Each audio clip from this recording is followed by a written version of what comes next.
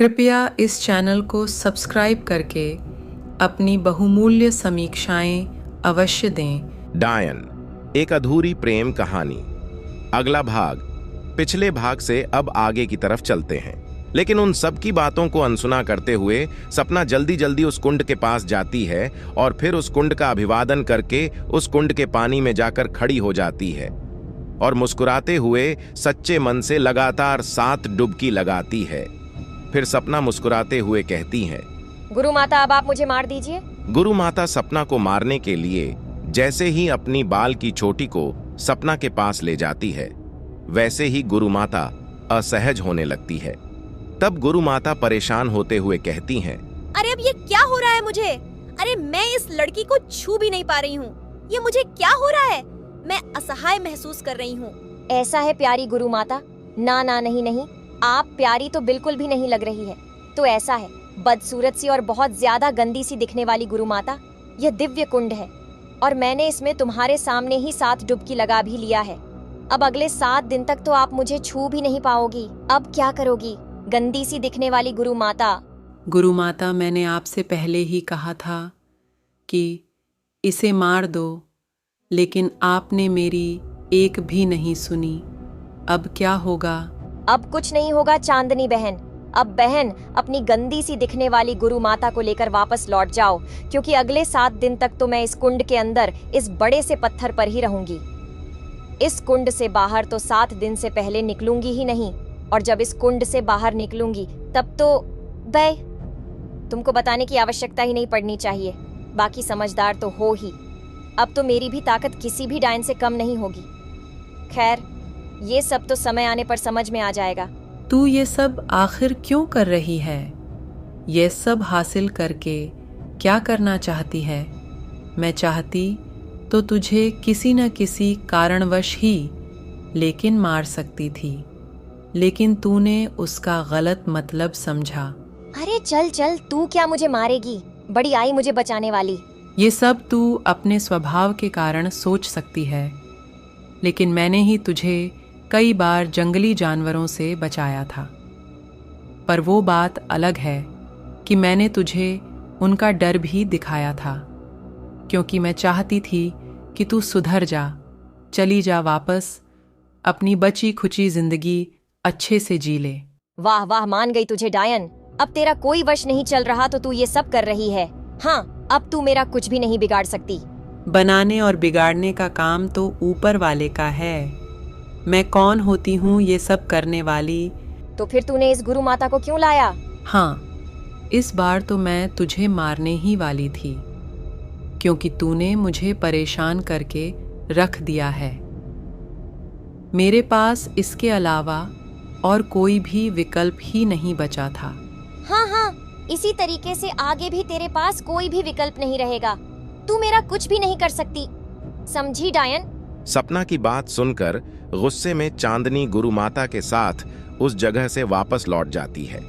सपना अपना मंत्र जाप करने लगती है।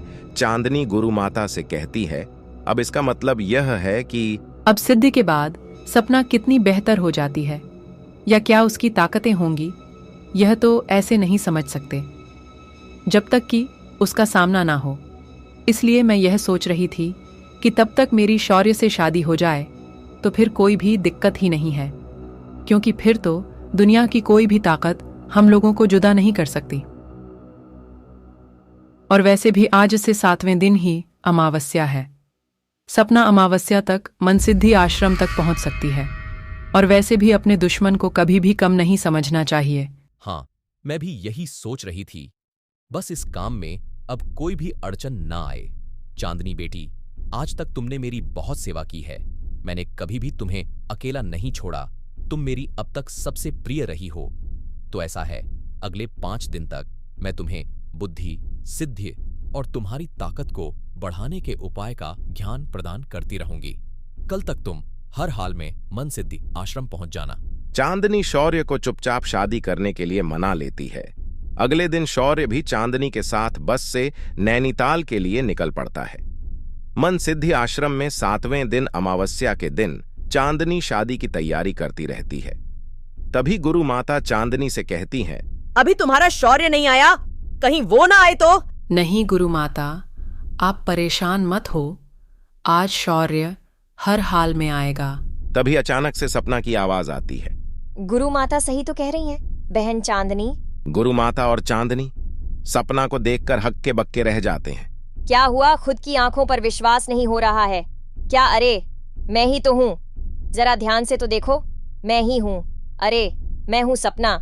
तू अब मुझे कोई भी नहीं रोक सकता, बहुत हो गया। इतना कहते ही चांदनी का रूप विकराल होने लगता है। उसके बाद चांदनी बहुत ज्यादा डरावनी लगने लगती है। आंख एकदम लाल, क्रोध में डूबा हुआ चेहरा, खौफनाक तरीके से लहराते बाल। तभी अचानक से शौर्य वहां आकर चौंकते हुए कहता है, अरे चांदनी, तुम ये हो कैसे? सब शौर्य को देखते ही चांदनी अपने साधारण रूप में आ जाती है। चांदनी बहन अब ज्यादा सोचो मत, शौर्य मेरे साथ ही आया था, तुम्हारी असलियत अब जान गया है। तभी एक चीखने की आवाज आती है। सपना और शौर्य की नजर गुरु माता पर पड़ती है। गुरु माता के पीछे चांदनी खड़ी रहती है। गुरु माता दर्द से कराहती हुए कहती है, चांदनिया, तूने क्या किया? तूने मुझे ही मार दिया। आखिर मैं तो तेरी गुरु माता थी ना। तेरा तो हमेशा से मैंने ख्याल रखा है और भला ही किया है। और तू तो मेरी सबसे प्रिय भी है। फिर क्यों बेटी? चांदनी, नंदा की चमची कहीं की, तू उस यक्षिणी के कहने पर यहाँ पर आई थी। मुझे अब अनुभव हुआ, मैं ही मूर्ख थी। तू मेरा काम करने नहीं, मेरा काम बिगाड़ने आई थी। चांदनी इतना कहते ही खंजर को गुरु माता के पेट से निकालकर वापस फिर से खंजर घोंप देती है। मरने से पहले गुरु माता के मुंह से अंतिम शब्द निकलते हैं, यक यक यक्षिणी। यक्षिणी कहां हो? चारों तरफ सन्नाटा पसर जाता है। हां, कुछ सवाल है, जैसे चांदनी ने ही क्यों मारा गुरु माता को? अभी तक तो हम सबकी मुलाकात नंदा से नहीं हुई है। फिर ये नंदा है कौन? और फिर गुरु माता के अंतिम शब्द यक्षिणी? और भी कई राज दफन है, सारे राज बाहर निकल सकते हैं। अभी तो इस सफर का शुरुआत ही था। इसके लिए इसी तरह आप सभी इस सफर में मेरे साथ बने रहिए। डायन एक अधूरी प्रेम कहानी के सफर में चलने वाले आप सभी लोगों का तहे दिल से आभार। चारों तरफ से एकदम सन्नाटा सा छाया रहता है। गुरु माता जमीन पर गिरते ही दम तोड़ देती है। अचानक से सन्नाटे की चुप्पी को तोड़ती हुई चांदनी चीखते हुए कहती है, हाँ, मैं हूं डायन होने पर क्या मेरे अंदर कोई भी फीलिंग नहीं है? क्या मैं किसी की नहीं हो सकती? या फिर कोई मुझे प्रेम नहीं कर सकता? आज मैं डायन हूं तो इसमें बुरा क्या है और क्यों है? कौन जवाब देगा? शायद कोई नहीं दे सकता। अब मुझे तुम सब ऐसे क्यों देख रहे हो? अरे बेवकूफो, इस जमाने में न जाने कितने ही अपने स्वार्थ के लिए किसको धोखा दे देते हैं। पर मैंने तो किसी का भी बुरा नहीं किया, किसी को भी धोखा नहीं दिया। बस जो भी मेरे रास्ते में आया उसको ही हटाती गई, तो इसमें बुरा क्या है? मैंने तो कभी शुरुआत नहीं की। कम से कम शौर्य, तुम तो मुझे समझो। बस एक बात यह समझ लो कि तुम ही मेरे सब कुछ हो। अगर तुम नहीं तो मेरे लिए सब बेकार है। आखिर कुछ तो वजह होगी ही, जो कि तुम्हारे पास आने और तुम्हारे साथ रहने के लिए मैंने पूरे जन्म तक तुम्हारा पीछा किया। उस जन्म में तो तुमको मुझसे छीन लिया गया। तब मैंने इस जन्म तक तुम्हारा इंतजार बड़ी ही शिद्दत से किया, और अब मुझसे तुमको फिर से छीना जा रहा है।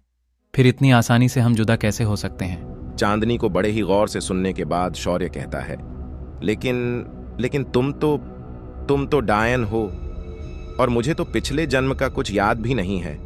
चांदनी थोड़ा गुस्से में कहती है, हाँ, मैं हूं डायन, लेकिन किसके लिए बोलो? किसके लिए यह सब? सिर्फ और सिर्फ तुम्हें पाने के लिए। तुम खुद सोचो, अगर मेरे पास और कोई भी रास्ता होता तो फिर मैं डायन क्यों बनती? सपना शौर्य का हाथ पकड़ती हुई कहती है, शौर्य, तुम इसकी बातों में मत आओ। अब यह खुद को बहुत महान बताएगी। याद रहे, इसी ने ही मेरे पिता की हत्या की है। चल ज्यादा बन मत। ज्यादा पढ़ लेने से कोई भी महान नहीं बनता। इंसानियत होनी चाहिए लोगों के अंदर। और मुझे दोषी बनाने से पहले पहले तू अपने पिता के बारे में सोच और फिर अच्छे से समझ कि कौन गलत और कौन सही। लेकिन नहीं समझोगे तुम लोग, नहीं समझ आ रहा होगा। चल मैं बताती हूँ। जब मैंने तुम्हारे पिता का कुछ भी नहीं बिगाड़ा था तो फिर वह क्यों मेरे रास्ते में आया? खैर चलो यह भी सही, लेकिन अगर उनकी शक्ति मुझसे ज्यादा होती तब तो फिर मैं तो गई थी 12 के भाव, यह तो तय था। फिर कौन गुनाहगार होता, इसका जवाब कौन देगा? मेरा क्या होता? हाँ, पर बहुत बुरा होता। यह दुनिया है, यहाँ पर जीने का हक बराबर से सबको है, तो फिर ऐसा क्यों मेरे साथ? तुम्हारे पिता से तो मेरी कोई भी दुश्मनी नहीं थी, मैं उनसे पहली ही बार मिली थी, तो फिर क्यों मेरे मामले में वे अपनी जबरदस्ती टांग अड़ा रहे थे? अरे जरा सोचो तो, मैं गलत कहाँ हूँ? बस डायन ही हूं ना। कृपया इस चैनल को सब्सक्राइब कर लीजिए। आगे की घटना और रहस्य को जानने के लिए बने रहिए। मेरे साथ मैं हूं आपका दोस्त नरेंद्र नवप्रभात। जल्द ही अगला प्रस्तुत किया जाएगा। इस रचना पर अपना बहुमूल्य समय देने के लिए आप सभी का बहुत बहुत आभार, बहुत बहुत धन्यवाद। कृपया इस चैनल को सब्सक्राइब कर लीजिए। कृपया इस चैनल को सब्सक्राइब कर लीजिए। आगे की घटना और रहस्य को जानने के लिए बने रहिए। मेरे साथ मैं हूं आपका दोस्त नरेंद्र नवप्रभात। जल्द ही अगला प्रस्तुत किया जाएगा। इस रचना पर अपना बहुमूल्य समय देने के लिए आप सभी का बहुत बहुत आभार, बहुत बहुत धन्यवाद। कृपया इस चैनल को सब्सक्राइब कर लीजिए।